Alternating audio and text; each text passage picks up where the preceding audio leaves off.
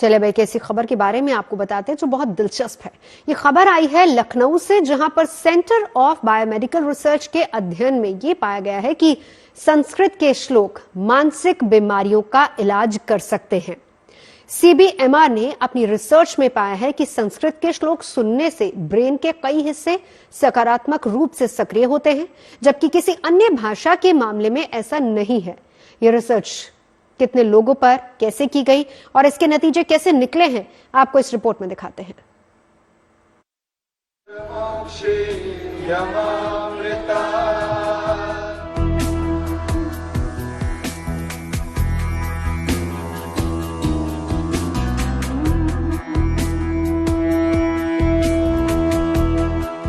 दुनिया की सबसे पुरानी भाषाओं में एक संस्कृत, जिसके श्लोक मानसिक बीमारियों को दूर कर सकते हैं। ये दावा है लखनऊ के सेंटर ऑफ बायोमेडिकल रिसर्च के वैज्ञानिकों का, जिनके मुताबिक अस्तो मा सद्गम्य तमसो मा ज्योतिर्गमय और अहम ब्रह्मस्मि जैसे श्लोक सुनने भर से ब्रेन के कई हिस्से सकारात्मक रूप से सक्रिय हो जाते हैं, जबकि किसी अन्य भाषा के मामले में ऐसा नहीं है। लखनऊ स्थित इस जो रिसर्च सेंटर है, biomedical centre of biomedical research institute Lucknow में स्थित है, जहां के वैज्ञानिकों ने यह पाया है कि जो श्लोक है उसकी उच्चारण से जो क्षमता है मस्तिष्क की वो बढ़ती है। हाल में ही हमने देखा कि जब संस्कृत के श्लोकों का प्रयोग कराया जाता है या जब हम उच्चारण करते हैं तो उससे एमआरआई की मशीन में जब हमने मस्तिष्क को देखा तो हमने पाया कि न केवल उच्चारण से उसके मस्तिष्क का विकास हुआ, लेकिन साथ ही साथ कई सारी क्षमताएं बढ़ी, जैसे कि उसकी जो मेमोरी थी, शॉर्ट टर्म मेमोरी, उसमें विकास हुआ। दूसरा, हमें ये पता लगा कि जो उसका कॉन्फ्लिक्ट रेजोल्यूशन की मैकेनिज्म है कि कैसे कोई अगर द्वंद्व है तो उसको कैसे सुलझाएं, उसमें भी विकास हुआ। सीबीएमआर के निदेशक डॉक्टर आलोक धवन ने बताया कि इस रिसर्च का मकसद मस्तिष्क और संस्कृत श्लोकों के बीच संबंध को समझना था, जिसके लिए 44 लोगों पर इस रिसर्च को किया गया, जिन्हें 2 ग्रुप्स में बांटा गया था, जिनमें एक ग्रुप में संस्कृत के विद्वान शामिल थे, जबकि दूसरे ग्रुप में हिंदी और अंग्रेजी की भाषा को जानने वाले लोग थे, जिन्हें संस्कृत का ज्ञान नहीं था। साथ ही संस्कृत के श्लोकों का प्रभाव जांचने के लिए गीता और वेदों से भी कुछ श्लोक लिए गए। इसके अलावा बिना अर्थ वाले संस्कृत के शब्दों को लेकर बनावटी श्लोक भी बनाए गए और इसके बाद दोनों ग्रुप के लोगों को बारी बारी से दोनों तरह के श्लोक सुनाए गए। फिर इनके दिमाग में होने वाले प्रभाव को देखने के लिए फंक्शनल एमआरआई का सहारा लिया गया, जिसके तहत ब्रेन में होने वाली गतिविधि को मापा गया। संस्कृत के ज्ञानी थे, उन सारे लोगों को हम लोगों ने एमआरआई मशीन के अंदर लिटाया और बहुत ही एडवांस तकनीक हम लोगों ने यूज किया, जिसको बोलते हैं फंक्शनल एमआरआई। फंक्शनल एमआरआई में आप कोई भी टास्क या कोई भी कार्य उनसे मशीन के अंदर करवा सकते हैं तथा जब वो कार्य कर रहे होते हैं उस समय आप मस्तिष्क में उनके परिवर्तन का अवलोकन कर सकते हैं। तो उस समय हम लोगों ने इमेज एक्वायर किए मस्तिष्क के,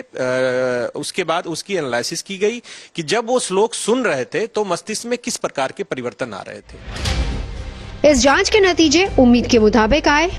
डॉक्टर उत्तम कुमार के मुताबिक संस्कृत जानने वाले ग्रुप के लोगों के ब्रेन में श्लोक सुनने के बाद ज्यादा सक्रियता नजर आई, जबकि ये सक्रियता बनावटी श्लोक सुनते समय रिकॉर्ड नहीं हुई है। ये हिस्से हैं ऑक्सीपिटल यानी कि सर का पिछला हिस्सा, फ्रंटल यानी कि मस्तिष्क का सबसे आगे का हिस्सा, पैराइटल यानी मस्तिष्क का वो हिस्सा जो शरीर से जुड़ी संवेदनाओं को समझने में मदद करता है। वहीं दूसरे ग्रुप के लोग जिन्हें संस्कृत नहीं आती थी, उनके ब्रेन में सक्रियता किसी भी श्लोक के मामले में नजर नहीं आई। मैं आपको दिखाना चाहूंगा, जो व्यक्ति जो संस्कृत के विज्ञानी श्लोक को सुन रहे थे, उनके जो जिन जिन हिस्सों में मस्तिष्क में सक्रिय हुआ वो ये हिस्से हैं, जिसको हम लोग मुख्य रूप से 4 हिस्से में सक्रियता देखी गई, जिसमें कॉर्डेट देखा गया, ऑक्सीपिटल का एरिया देखा गया, फ्रंटल का एरिया देखा गया और पैराइटल एरिया, जिसपे मुख्य रूप से उस हिस्से में सक्रियता देखी गई। जब हमने इसको कंपेयर किया उन ग्रुप के साथ जो संस्कृत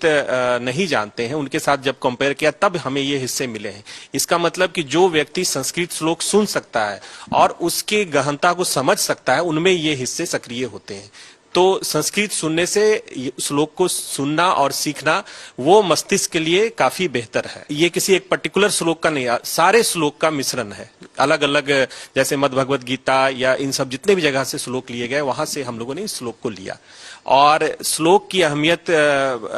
रखने के लिए हम लोगों ने उससे मिलते जुलते शब्द भी क्रिएट किए जो उसके भांति होते हैं, लेकिन वो मस्तिष्क में उतना प्रभावकारी नहीं दिखते। इतना ही नहीं, इस रिसर्च टीम ने यह भी पाया कि अल्जाइमर जैसी मानसिक बीमारी में प्रभावित होने वाले ब्रेन के टेम्पोरल लोब पर भी श्लोक का असर, यानी कि संस्कृत के श्लोक सुनते समय ब्रेन का ये भाग भी सक्रिय हुआ है, जिसके आधार पर ही सेंटर ऑफ बायोमेडिकल रिसर्च के वैज्ञानिक दावा ये कर रहे हैं कि आने वाले समय में संस्कृत के श्लोकों के जरिए मानसिक बीमारियों का उपचार संभव हो पाएगा। जो श्लोक हैं उनसे किस तरीके से उनके जो उच्चारण से जो मस्तिष्क का एक तरीके से विकास होता है, उनकी कार्य क्षमता बढ़ती है, वो अब साइंटिफिकली साबित किया जा चुका है, साबित हो जा चुका है, जिसको वैदिक काल से कहा जाता रहा है और इसको अब खुद लखनऊ में मौजूद साइंटिस्टों ने इसको कर दिखाया है। लखनऊ से कैमरा पर्सन संदीप दुबे के साथ आशीष श्रीवास्तव।